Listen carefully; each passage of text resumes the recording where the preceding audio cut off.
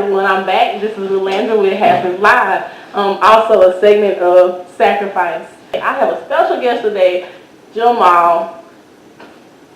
He is the host of Eyes Open TV. Y'all tune in to him. That's right. Like, subscribe, share, everything. All of that.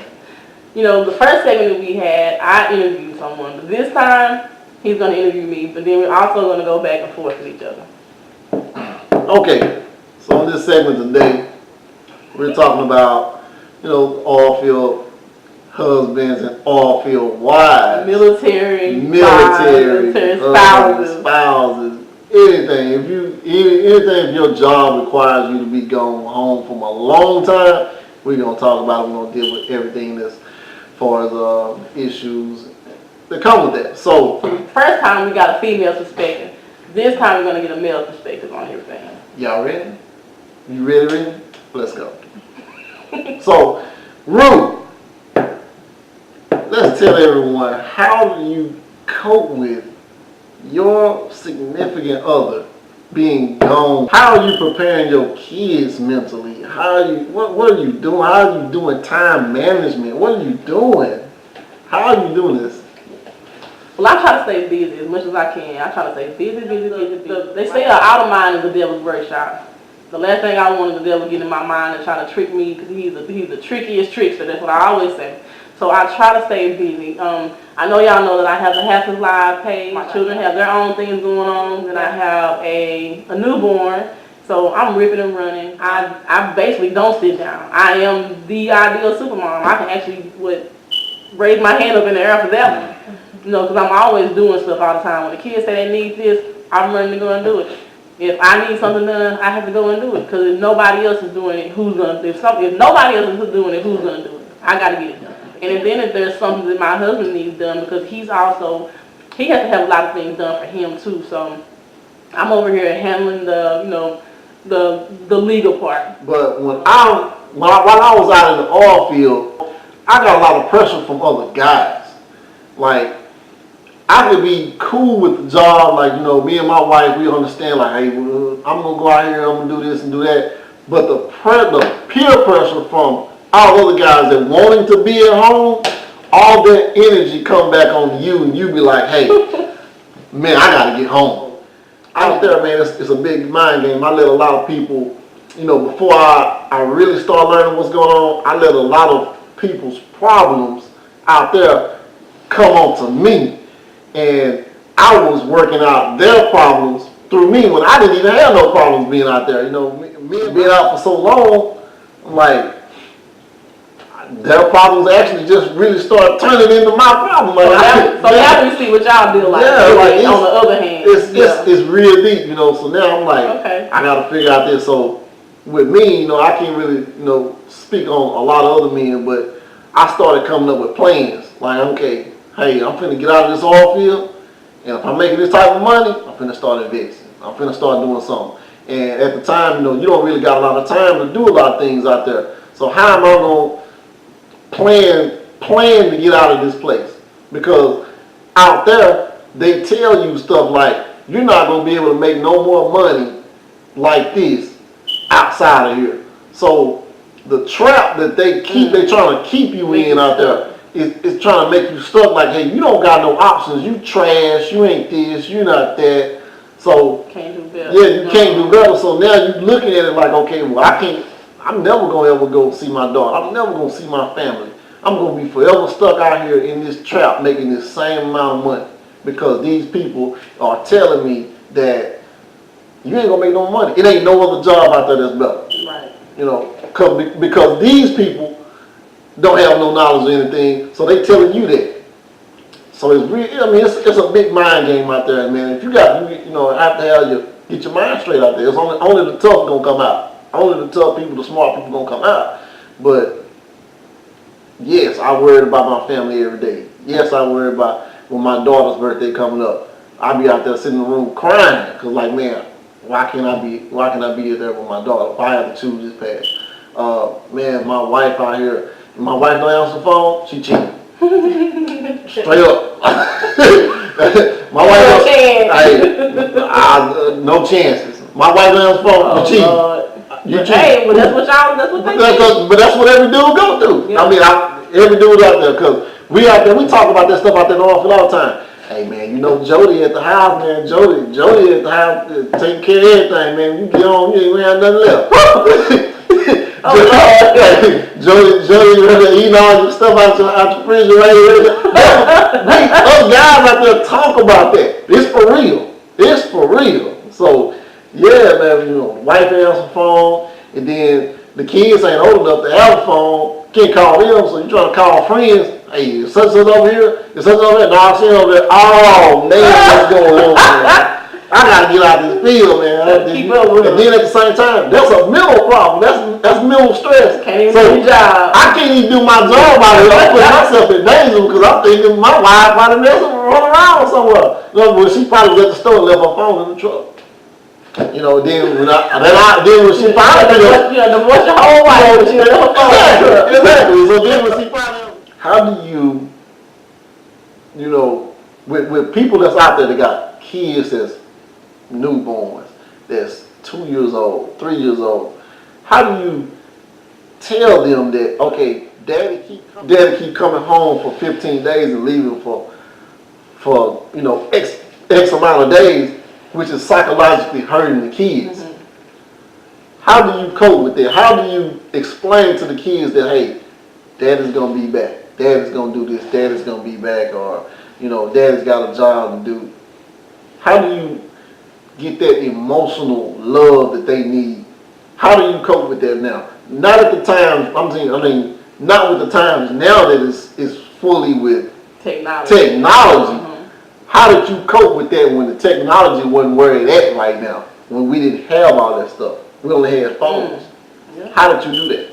Oh, well, his first deployment, I remember that. The kids were real young. They missed him. They really didn't express it a lot.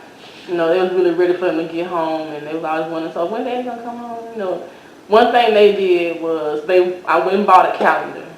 And we put that calendar on the wall. We had a calendar that flipped on the wall. I remember I let them pick it out and everything. I want to say it was a calendar that had little puppies on it. It was cute. We had a calendar that flipped on the wall. And then we also had like a dry erase board that was on the refrigerator. You know, something that they can, you know, get to easily. And, you know, but my youngest child was real good with, you know, keeping up with that dry erase board. So she would put all the birthdays. And I guess when the closer the birthday get, I guess to her that was closer to daddy get home. And then also with the flip calendar, they would always count down the dates and, you know, to see how much longer it's going to be till daddy gets home. But, you know, that was one thing that they did. My kids are really, they really don't express to me, they really didn't express to me then, you know, how bad it was, how much they really missed him a lot. But I know they missed him.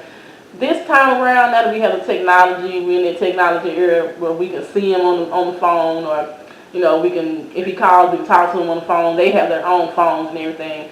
It's kind of harder because they're more involved in activities. My oldest one, she's in basketball, and after every game, she's like, dang, I wish daddy could watch this game. I hate that he got to miss it, you know. And she knows that I'm probably going to talk to him later on, or if she's like, well, the next time you talk to daddy, make sure you tell him that I had a few rebounds, or next time you tell him that I made a few points, or, you know, something like that. She really wants to tell him and talk to him about the things. And we just had a newborn, and he's like, oh, she's not gonna remember me at all. But when he calls and he's on the FaceTime or, you know, some kind of messenger or anything like that, every time he calls, as soon as he calls, she sticks her tongue out in it, you know, to play around. So I think she's gonna know him when he gets home. She knows that face when he do, you know, get on the phone. So I think that when he do see her for the first time again, I don't think that it's gonna really miss a beat. So we're all coping. Yeah, for me, the hardest part, you know, preparing my child for it was, you know, leaving the house. And she was like, I want to go. So that was hard. You know, driving 8 hours, you know, to my job, And, you know, all that time, you know, that stuff eating me up. Like, God, I gotta get home. God, I gotta get home. I gotta get home. I can't do this forever. I can't do this forever. So, you know, me, I would tell her, you know, hey, I'm going to go make some money so I can buy you some toys. I'm going to make some money so I can buy you some of all this other stuff. So, but I'll be back. I'll be back. And make sure you call me all the time. You know, so I would kind of, you know, even though she's young, but I always tell people that a young child mind is like wet clay, and you can shape it the way you want to shape it. So I wouldn't just, you know, tell her anything far off. You know, I just basically kind of tell her straight up, you know, this is what the job is, my job. I gotta go out here and I gotta get this so I can get you to have this right here. So Right. they don't understand. They'll understand, you know, if you just really just tell them straight up. And so I just told mine straight up like that. That's how I just mentally done. And it ended up working out good for us because now, you know, she understands. She knows when I would tell her, hey, I gotta leave Thursday or 2 days I gotta leave. And when I come back, I'm bringing something back for you, just to let you know that I did go out here and make some money. And when I come back, I kept my promise. I said I was gonna buy some toys and stuff. When I come back, I made sure. So, but in the meantime, how did you cope with going out and seeing other spouses there and your spouse is gone? How did I cope with that? Yeah, how did you cope with that? Like, man, I want mine here. Did it make you exile from being with other people? Or going out? Did you want to be a loner? Some women, they ain't got their spouse and like, I just don't really want to be here. I can't have fun, you know. Oh, I'm not like that. When I see people with their other spouses, I'm kind of more like, oh, I can't wait till my husband get back, you know. And I'm happy for other people, you know. But my mind goes, you know, you don't know what. I'm not that person that sits and look at other people's, you know, relationship and be like, I wonder, you know, I want a relationship like that. I'm not like that, or because you don't know what's going on behind closed doors anyway. In my mind, I'm thinking of people's relationship. I'm like, ain't nobody else's relationship better than mine. That's how, you know, everybody. Sometimes this is how I think, Right? Because you don't know what the next. You know, you got those people that's kind of more like, ooh, I want that, or I wonder what it would be like if my man was bringing this to whatever. But I'm like, my husband's already doing those things already anyway. So what I do is it's kind of more like, you know, I can't wait till he comes home. Or when I see someone with their spouse, it's kind of more like I'm happy for them and I'm wishing them the best. You know, I'm like if I'm out at the mall and I see somebody holding hands, I'm like, oh, ain't that sweet? I can't wait till my husband get back so we can do that too. Or if I'm seeing somebody out to eat, oh, that's sweet. I can't wait till my husband come back because I can't wait for us to try this new restaurant that I want to try or something like that. Or, you know, or if I've always been a strong person. And I've never been that wife where I didn't think I didn't need him, because I do need him. But yeah, I'm like, he know I need him. So yeah, that's it on that one.